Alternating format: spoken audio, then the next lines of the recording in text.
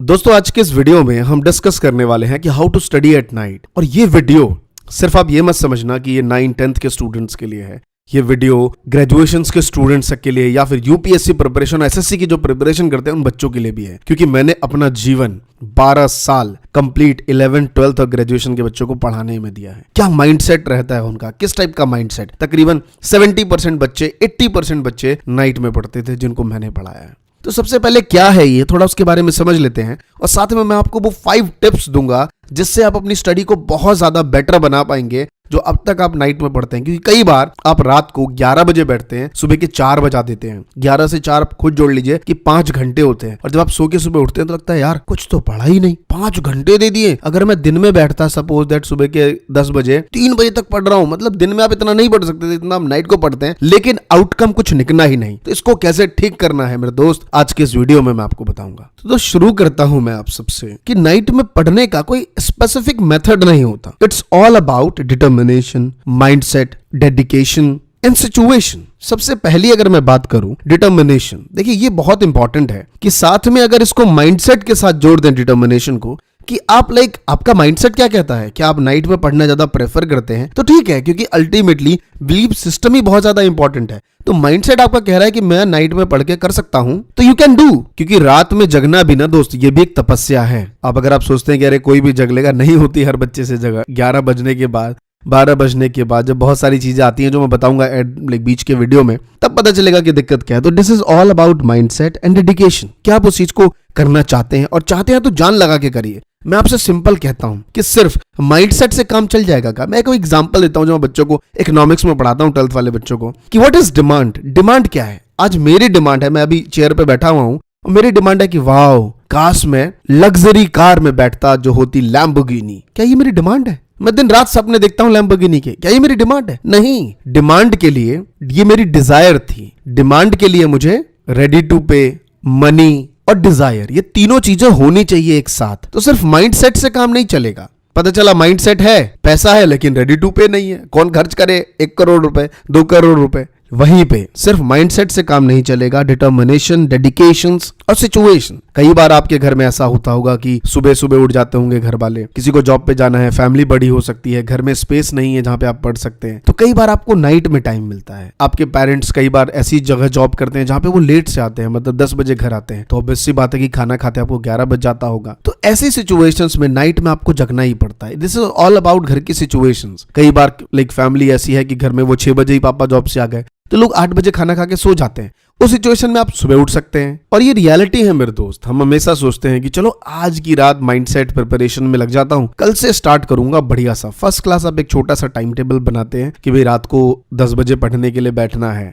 12 बजे तक पढ़ूंगा, 10 मिनट का गैप लूंगा, फिर 12:10 से स्टार्ट कर दूंगा, 2 बजे उठ जाऊंगा, आराम से सो जाऊंगा, 6 घंटे की नींद ले लूंगा, सुबह 8 बजे उठ जाऊंगा, फिर से डे का वो कार्यक्रम दिन भर चलेगा। ऐसा आप कुछ प्लान बना लेते हैं, नाइट टाइम टेबल बना के जाते हैं। सडनली आपको कुछ वीडियोस दिख गई, कुछ गाने सुन लिए, दोस्त का फोन आ गया, बात में लग गए। आजकल टिकटॉक चल रहा है, वहां वीडियोस देख ली। और मैं आपको बता दूं कि टिकटॉक पे हमारी भी वीडियोस हैं, लेकिन हमारी वीडियो मोटिवेशन और इंस्पिरेशंस हैं। तो डिस्क्रिप्शन में लिंक है, वहां जाके फॉलो कर सकते हैं रेगुलर बेसिस पे। और अपना टेलीग्राम ग्रुप है जहां मैं बच्चों को स्पेशल सारी चीजें प्रोवाइड करता हूं एक्स्ट्रा, तो वहां पे भी ज्वाइन कर सकते हैं। उसका भी लिंक डिस्क्रिप्शन और कमेंट बॉक्स में मिल जाएगा आपको। तो आप ये सब चीजों में अपना टाइम वेस्ट कर देते हैं, बहुत सारी चीजें। मोटिवेशनल बुक हम नहीं पढ़ते हैं मेरे दोस्त, मुश्किल से 5 मिनट। मैं बता रहा हूं, आजकल का मेरा एक सर्वे है कि 10th से लेकर 12th तक के बच्चे मुश्किल से अगर उनका पूरे साल का एवरेज निकाला जाए तो डेली के सिर्फ वो 30 सेकंड किताबें पढ़ते हैं, वो भी मोटिवेशनल। तो दोस्त कम से कम 2 पन्ने हमेशा रोज पढ़िए। 2 पन्ने आपको हजारों सालों का ज्ञान दे जाएंगी, उन लोगों का माइंडसेट दे जाएंगी जिन्होंने अपनी लाइफ में कुछ अचीव किया है।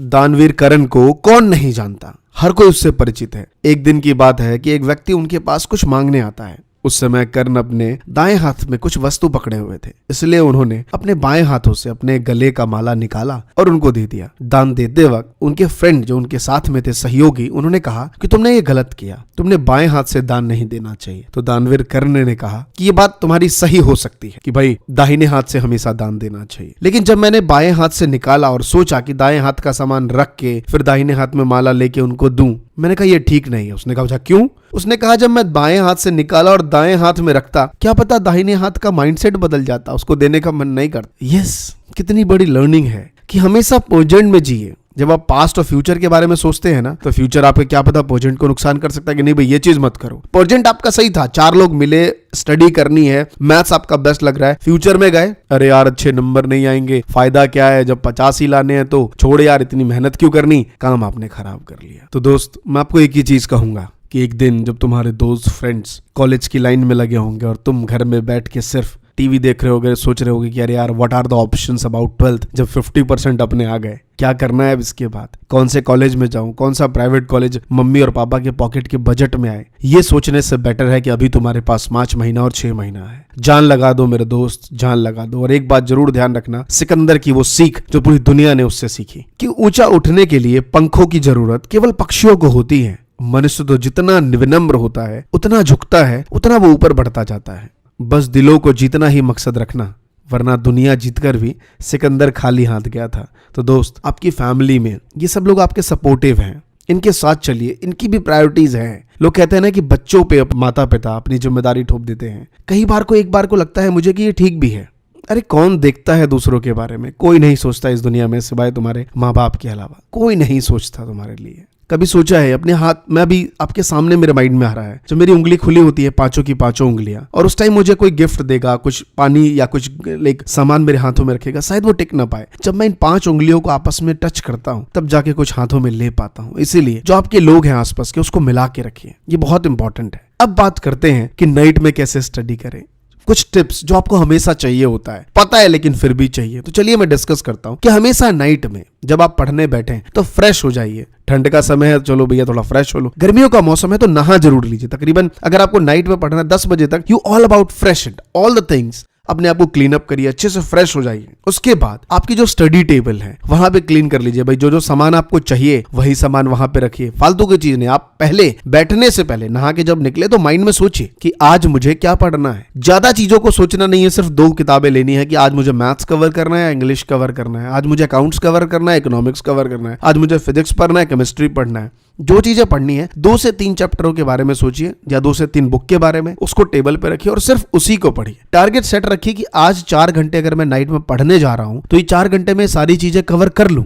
बहुत से बच्चों को लगेगा अरे यार सर 2-2 बजे तक नींद बहुत आती है, ये बात रियलिटी है। लेकिन एक बार हैबिट बन जाए ना तो ये समझिए, देखिए आप खुद सोचिए कि जब रात को फिल्म देखनी है, सिनेमा हॉल जाते हैं, जब बच्चे नाइट को, जब सिटी में बच्चे जो रहते हैं वो सिनेमा हॉल जाते हैं, एक बार पलक तक नहीं झपकते, चाहे वाहियात फिल्म क्यों ना हो। देखने के बाद निकल के क्या कहते हैं रात को 3 बजे, अरे यार बड़ी बकवास मूवी थी यार। देखी तभी तो बकवास लगी, मतलब बकवास भी देखी उस बंदे ने 3 बजे। समझिए इस चीज को, इंटरेस्ट लाना बहुत जरूरी है। उस चीज को इंटरेस्ट तभी आएगा जब आप सब्जेक्ट को अपने आप से कनेक्ट करेंगे, उसको रियलिटी में लाइए। बहुत सारी मूवी देखी होगी जिन्होंने कहा कि किताब से दुनिया से निकलो और बाहर की दुनिया से सीखो। बाहर से नहीं सीखना था, उस किताब में जो लिखा है उसी को बाहर से सीखना है। हम हमेशा बाहर जाके कंपैरिजन कर लेने लगते हैं कि अरे यार ये बच्चा तो 5-5 घंटे नाइट में पढ़ता है तो कुछ उखाड़ नहीं पाया, हम क्या कर लेंगे। मेरे दोस्त हमेशा एक बात याद रखना कि अपना कंपैरिजन, अपनी सफलता का कंपैरिजन दूसरों से करने की बजाय तुमने लास्ट डे में क्या अचीव करा है इससे कर लो, तो कुछ निकल के प्रोडक्टिव आएगा कि अरे यार 3 घंटे मैं खुद पढ़ा था लास्ट डे और खुद इतना ही कवर कर बैठा।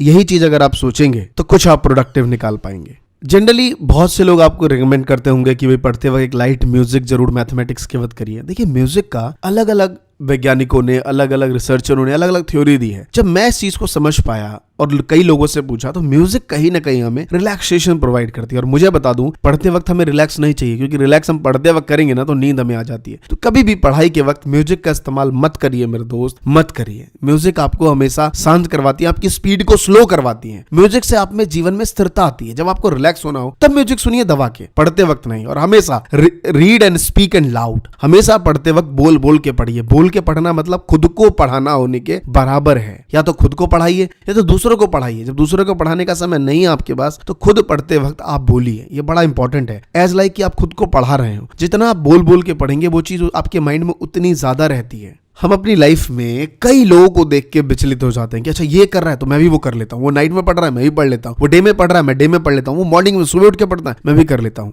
इतना समय नहीं है आपके पास कि आप ये सारी चीजों पे एक्सपेरिमेंट करें। सो इसीलिए वो एक इंग्लिश की एक सिंपल एक लाइन है कि follow no one and learn everyone. दूसरों से सीखिए, उनकी तरह फॉलो मत बनिए। ये बात समझिए मेरे दोस्त, नाइट की स्टडी कोई ऐसा नहीं है कि आजकल बहुत से बच्चे प्रूव करते हैं, IIT में जितने भी स्टूडेंट्स गए उन्होंने प्रूव दिया है कि नाइट में स्टडी करना भी इंपॉर्टेंट है, बट डिपेंड्स कि आपके पास सिचुएशंस कैसी है, लाइक आपके पास वो टाइप का करिकुलम एक्टिविटीज कैसे कर रहे हैं आप, ये सारी चीजें आपके ऊपर है। क्या पता आप दिन भर कोचिंग कर रहे हो तो नाइट में पढ़ना, सेल्फ स्टडी करना बहुत जरूरी है। तो सब कुछ आपके ऊपर है। अगर आप चाहते हैं डे के ऊपर भी वीडियो बनाना कि अगर आप डे